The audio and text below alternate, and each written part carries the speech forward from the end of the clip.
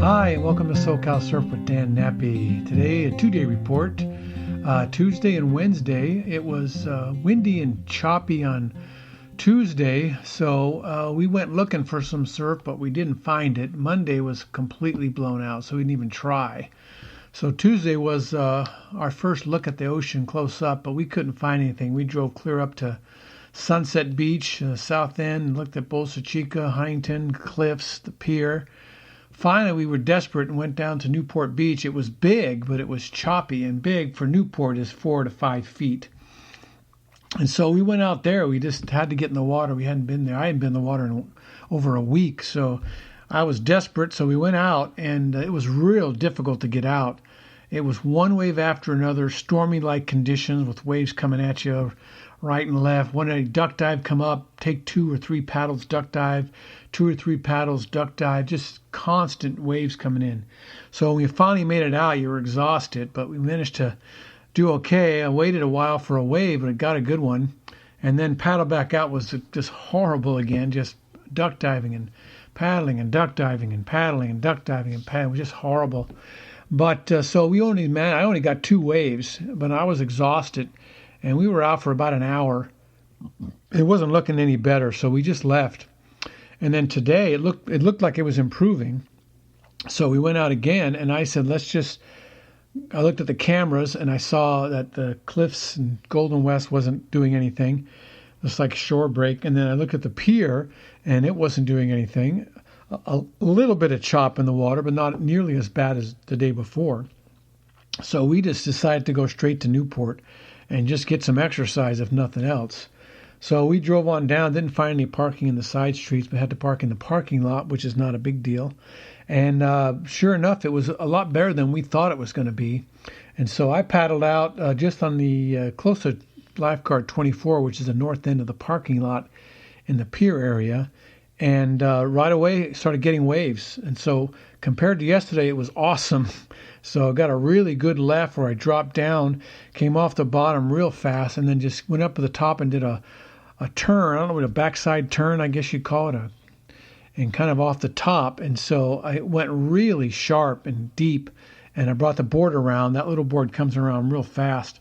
Got it back underneath me, and then stood up and pushed down through the bottom again, did another bottom turn, then another kind of an easier turn to get back into the wave, but then it kind of fizzled, so I just got out and started paddling back out.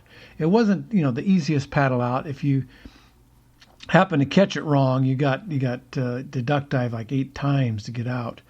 And then, but I got out on that one pretty good. And then I got a right after that where I went south and just did a nice backside bottom turn and then came off the top pretty smooth, but then the wave didn't finish me off there. I kind of just had to go straight and then kicked out of the white water. So it was a short one, but it got a couple turns in. And so most of the waves were about, I'd say, waist to shoulder high. And then they started to get bigger as you went closer to the pier, and that's the way the current was going. So they started to get bigger and faster. And so those bottom turns were real fast. And I got a really good bottom turn, but then as I came up on the face of the wave, it kind of broke in front of me, so I had to peel back right and just try to ride out the white water. But that kind of slows you down if you don't hit it right, which I didn't. I didn't come off the bottom good enough, and the white water kind of stalled me, so I just kind of kicked out again. But the size was good, the speed was good, so that was great. And then we just kept going left and right. They were everywhere. There were peaks on your right, peaks on your left, peaks coming in straight ahead. And every once in a while, a really big set would come in. I would say with head over, at least a foot or 2 overhead. But they weren't real hollow. They kind of crumbled at the top and then rolled into a bigger white. So I caught one when I was turning white, and when I stood up, all I could do was go straight because it was too late and I couldn't get the corner. But the straight was real fast. And then somewhere near the end, I was getting close to time to leave. We were saying, we need to get like 1 or 2 more waves and leave. Then this really big set came in. For Newport, anything over a couple of feet high is really big. And so, it breaks a lot better there when it's that big than anywhere else. So it got pretty good size. And I looked out and I started paddling as hard as I could. I was hoping to catch one. And it was a couple of feet or better overhead.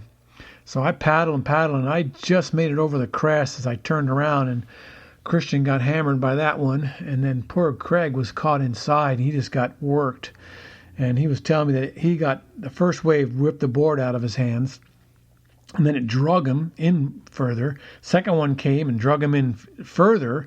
The third one came, it just kept coming. 3, 4, I think it was like 4 of them kept coming. He kept getting drug in further and further, and finally, when it started to settle back down, he was in thigh. The wave was just barely above his knee, about thigh high.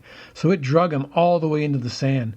And I was lucky enough to be outside, but I wasn't in position enough to catch it. There was one that looked like I could get it, but there was a guy that was taking off towards the south, and so I turned to wait to see if he caught it, and he did. So I had to pull back and not get it.